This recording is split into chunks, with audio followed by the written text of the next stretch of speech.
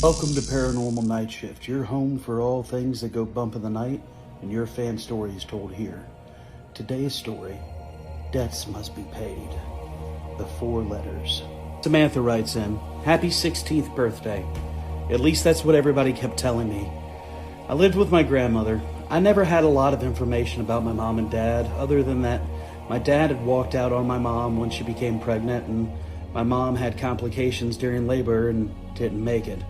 But my grandmother did her best. It was my 16th birthday, and she tried to make it as nice as possible. It was every girl's dream, you know?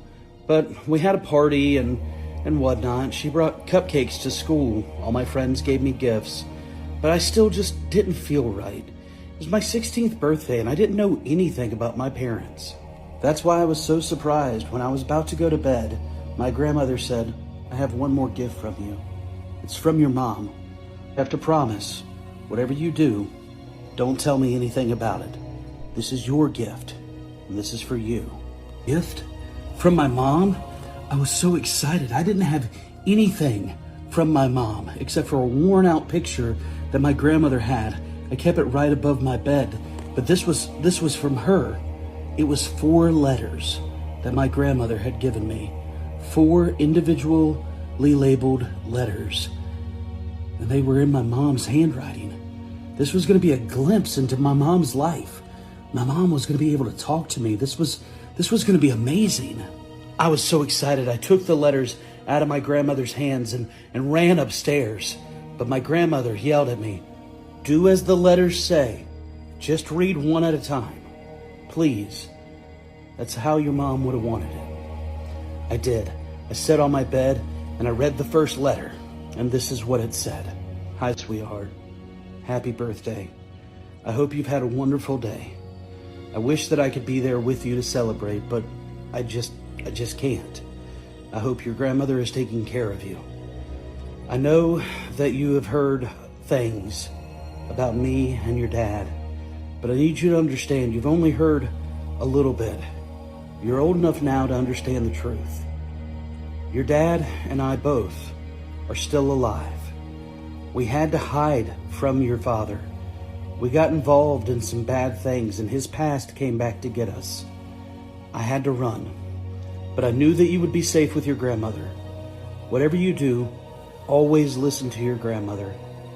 I have to run, sweetheart. I love you. Happy birthday.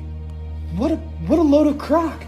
They're alive. They're both still alive, and they just left me here like trash, like I'm to be forgotten about. What kind of past did my father have that he couldn't tell me, that she couldn't tell me what was going on? They've never came to see me. They've never done anything. I was so livid. I wanted to rip up the letter, read the other 3 right away, but I remembered. The letter said, do what my grandmother tells me to, and I'll be okay. Grandma didn't ask what was in the letter. She just seemed to know. She said, did you get some insight? I said, yes. And then I went to bed. I laid in bed that night thinking about opening the other 3 letters, but I wanted to do what was right. I wanted to do what my mom said. If there was some level of danger that the 16 years followed, then maybe I should have just done what she just told me to do. I slept with the letters in my hand that night and didn't sleep really much at all, but I couldn't wait to open the next letter the next day. Letter 2. I woke up that day so anxious. I couldn't wait to open the letter and learn more about my mom and dad. What kind of things were going on? What was happening in my dad's past that caught up with them? This is what the letter read. Your father and I were just kids. We were young and we were in love. And we did what a lot of kids did. We were kind of social outcasts. We found a group of people that accepted us. Very gothy people. They played around with Ouija boards and magic and kind of occulty things. It was all really cool. A lot of unadulterated fun, if you know what I mean. But one night, it took a weird turn. We played with a Ouija board and there was a session. We contacted something. I don't know what. But we contacted it, and your dad and I both decided it was time to get away from this group. We left, But shortly after, I became pregnant with you, and the group started to find us. We knew we had to skedaddle. We knew we had to get out of town because they wanted you, and I wasn't going to let them have you. That's it? That's the end of the letter? They got involved with some goth kids playing with a Ouija board and some people were going to hurt you? That doesn't justify 16 years of you not being involved in my life. I was so mad. I was so upset. I didn't know what to say. I wanted to open the other 2 letters, but I just couldn't. I was so mad at her that these kids, these teenagers were going to endanger you and you could walk out on me. That was ridiculous. I was so mad the rest of the day. Even my grandmother came to me and said, I can't ask you about the letters. I promised that I wouldn't. But understand, everything they did for you. I didn't sleep much that night. I kept thinking, maybe they did come in contact with something. I never cared for Ouija boards or the occult myself, but I've heard these horrible stories. Maybe the group of people that they were with did want to hurt me. Maybe that's why my mom put me with my grandmother. Maybe they knew that this was the only way I'd be safe. I couldn't wait to open letter 3. Letter 3. Sweetheart, I know it's hard to understand, but your father was dangerous. These people were dangerous. I became pregnant, and your father and the leader of the group made a deal. Whatever we contacted that night, they wanted you. The group wanted you as a sacrifice. Every time I tried to get away, your father kept bringing me back into the group. The more pregnant I became and the more I showed, the more the group started to cater to us. They wanted you to be ready to be sacrificed to whatever they contacted. You have to stay away. By now you're 16 years old. You're the same age I was when I became pregnant. I don't know what to tell you. I'm so sorry. So much that I wish I could explain. But your father became dangerous. Every time they had this conversation, it was that you were going to be sacrificed. You had to be sacrificed. No matter what you do, no matter what you see, there will be people coming for you. You have to promise me that you will stay put. You have to promise me that you will stay at your grandmother's house no matter what. These people, they know about you. Your father told them. I ran off and I hid you. I hid you here with your grandmother.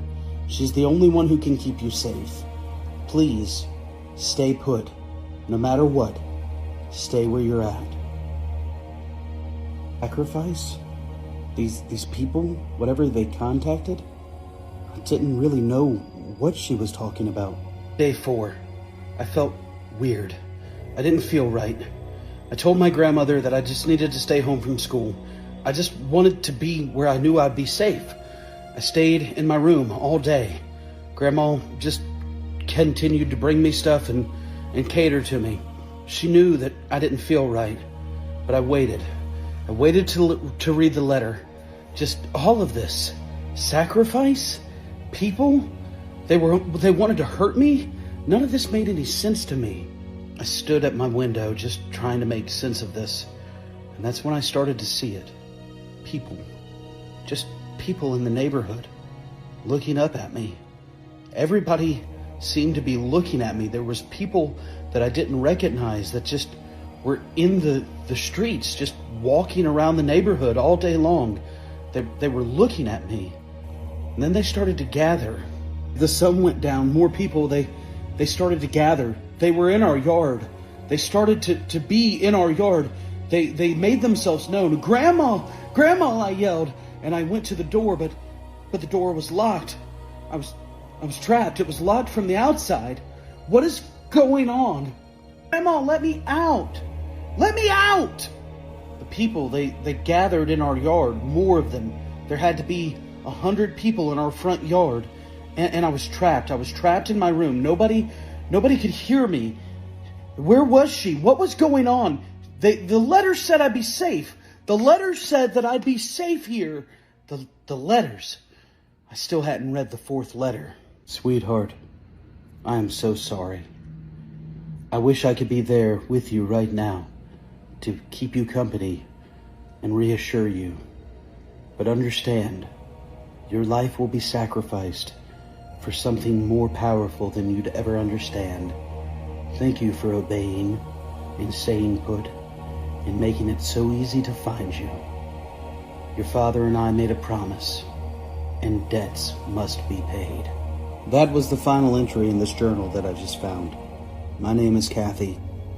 We just moved into this house, and this is my room. I found this journal underneath a bookshelf.